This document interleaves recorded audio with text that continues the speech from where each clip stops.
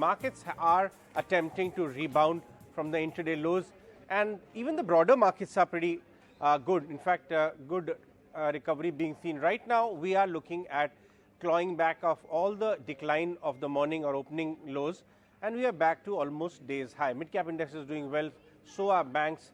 Nifty too, 15,780 or thereabout, it has come back, and that has got to do because Reliance is coming back. Reliance was under pressure, about 0.5%. Now it's back in the green. So banks are doing well, and so are some of the auto numbers. Because of auto numbers, auto stocks are doing well.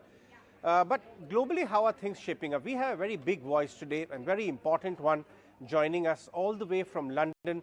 We have Luke Brown of Manulife, who is joining us today. Luke, always a pleasure to have you on ET now. We are looking at some amount of stability coming back in global markets. If you see, the yields have cooled back to below 3%. US markets, which are a mother market, have rebounded reasonably in the last 2 weeks from the lows.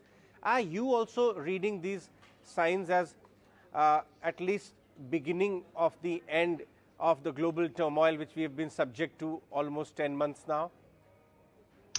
Good afternoon. So, listen, I think when looking at markets and the behaviors that we're seeing at the moment, we do need to hold it in the context of what has been identified, certainly for US markets, as a technical bear market. Now, I'm not going to call the end of pressures that we see at this point. However, I do think we can draw a degree of cautious optimism. And the reason I would say that is that there are a number of things that we need to point to. Are we going to see inflation numbers start to roll over?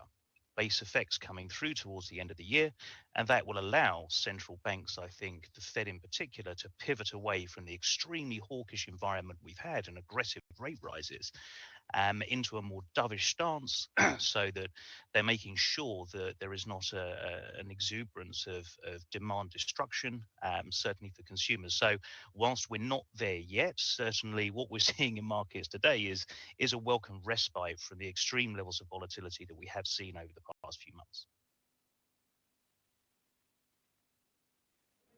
Mm-hmm. What about the emerging markets? You spoke about global markets with context with US and indicators there, but how are the indicators looking in emerging markets right now? Because they are generally more vulnerable and are fragile compared to developed markets. Yeah, you're absolutely right. And, in the emerging market complex, I think, there are clearly a lot of factors that we need to consider. Now, in particular, I would point to the strength of the US dollar. And, traditional wisdom would suggest that the strong US dollar is not particularly favorable for emerging markets. And now I think we also need to look at commodities. Many of the emerging economies are particularly susceptible to elevated prices across energy, oil in particular. Now, what does this mean, however, in the context of attractiveness for emerging markets? I do think that the economic environment is supportive of constructive allocations. And if your investment horizon is certainly towards the longer end, then I think building a constructive position across Asia and also emerging markets specifically is the sensible thing to do for portfolios. So there are some catalysts, I think, coming through that we would look to. Not quite there yet again, but I do think that, we're potentially turning the tide, and certainly as we see more data over the coming months, I think we're going to be able to position ourselves much more constructively into those markets. Right. Luke, I was just going through a couple of international agencies surveys which have been conducted among influential fund managers. One is getting a sense that cash levels remain elevated, and one of the factors which global asset allocators such as you would be watching out for, the quality of earnings. Do you see meaningful levels of cash in your peers and generally among money managers even now, or are they using this decline which are being offered to deploy them? And also a word on earnings quality from here on.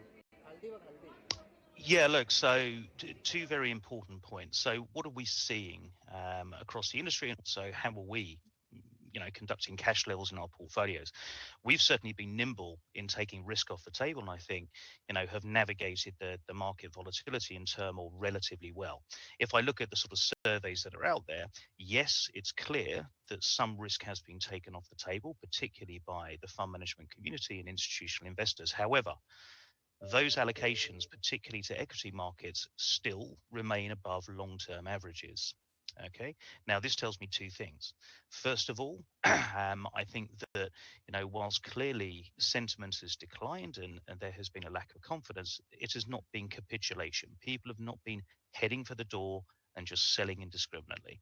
I also think that some of the cash levels that we're seeing, and this includes portfolios that I manage, I'm viewing this as dry powder. And in the same context that I talked about allocations to emerging economies, given the changes in prices that we've seen, this allows us to build into positions that we would expect to pay off over the longer term. Just by way of one example, if you look at what's happened to interest rates over the past few days, and if I look at the 10-year US dollar going down sub 3%, that should be constructive for a growth factor. Now, the other question you asked was about earnings. Now, this is something we're watching very closely. As things stand at the moment, we haven't seen too much of a rollover in terms of earnings revisions. I do expect this to come. I do think that because of the action taken by central banks in removing liquidity, having a much more constrained monetary policy, that, with inflation running at the level it's at, you are going to see demand for consumers certainly in the more discretionary sectors decline, and that will have a natural impact on those earnings. Once earnings revisions start to come in towards Q4 of this year, I think that's probably going to be the point where we're going to be clear on the path and trajectory of markets, and really give us that catalyst. I think that we will be able to say the worst is over, valuations look attractive, we can now just deploy that cash that we've been holding on to and get into positions that are attractive on a valuation and growth basis. Right. Look, let's go back to basics and analyze some of the factors which really triggered this massive correction. One was sky-high valuations, be it US market, it saw a 10-year rally, or even emerging markets like India, for example, which did see some amount of froth get built up. Then you add up the way Ukraine-Russia war triggered disruptions across commodity markets and resultant impact on commodities and inflation and all of that. Among all these factors, which are the ones which are completely factored in the price in your view, and which factors would you have as top of your mind as a monitorable? Yeah, so look, I think all of the factors that you've talked about clearly have weighed on markets. Now, I think there are a few things to tease into there. You mentioned the Indian market and valuation there. I don't think India became as frothy as other markets. And I recall last time we spoke, I was quite positive on the outlook, all else being equal. I maintain that view. Now, US markets clearly very frothy. Russia Ukraine has been hugely damaging for the global economy. I think it's very, very difficult to fully price in the impacts there because, should we see a de-escalation, you are going to see commodity prices fall. You are going to see base effects on inflation roll off and come out. And I think you'll see a relatively prompt pivot from central banks away from the tightening cycle that we have at the moment into probably easier conditions. Now, I think the areas that are perhaps not as factored in at the moment is COVID. We know that China continues to pursue a COVID zero policy, and this has a number of effects on the global economy. In particular, supply chain pressures. And again, this is all in the inflationary context. We're seeing increased numbers come out across Europe and the US, talking about different Omicron variants. Now, I have no expectation that, we're going to return to where we were 12 months ago with selective and ongoing lockdowns. But I do think that, this emerging elements around COVID and other sort of views on pandemics does have to be considered.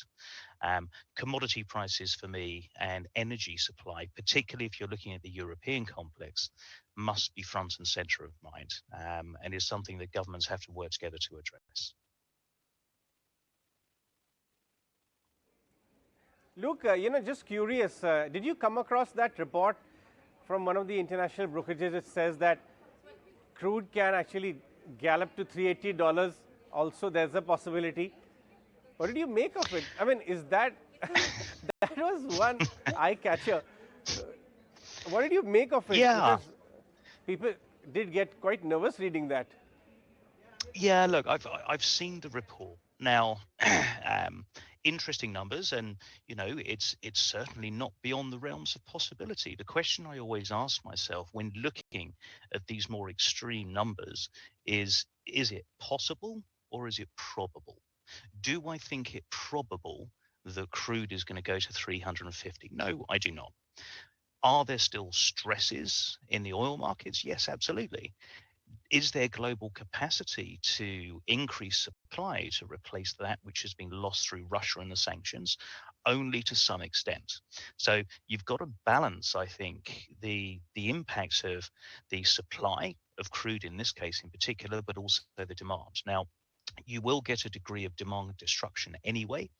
And should the oil producers of the world be able to expand their production to some extent, I think it's unlikely that we are going to get to those sort of eye-catching $350 a barrel numbers. Is there the potential for short-term price increases? And is $200 a barrel more realistic? Yes, and clearly, etc. So got to tread cautiously around these things. But as I say, I'm certainly not in the camp that we're going to get to those extreme levels that you're talking about. Right. Luke, before I let you go, I have to talk to you about India, because I know after Manulife has, this joint venture here in India with Mahindra's, you have started looking and reading about India much more closely as the business is improving quite a lot with each passing quarter. Talk to us how Indian valuations look, earnings profile of the companies here, and vulnerability to global macros.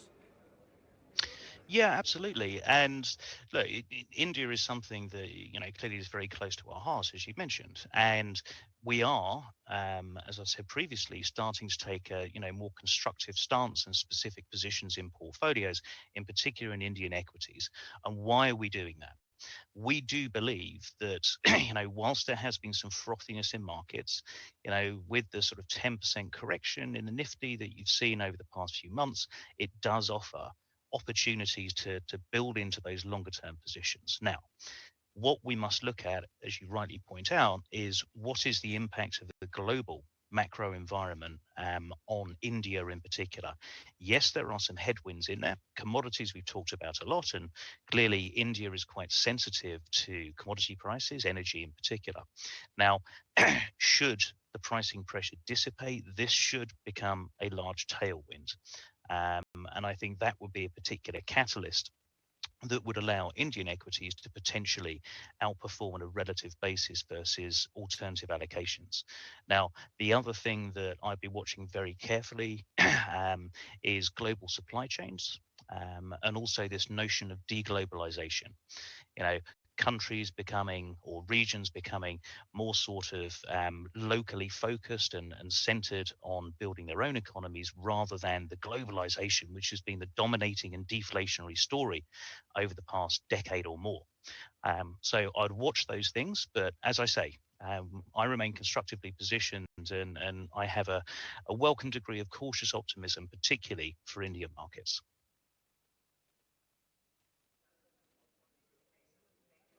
Right. All right, Luke, I'll let you go right now, but I look forward to joining you for a coffee next month when I'm visiting around That'd be in wonderful. your backyard. See you then. Please do. That'd be great. Thanks ever so much. Bye. Look forward then. Take care. Have a Bye. nice day ahead. Let's take a short break on that note. On the other side, we'll put the spotlight on many other stock moving stories. Don't go anywhere.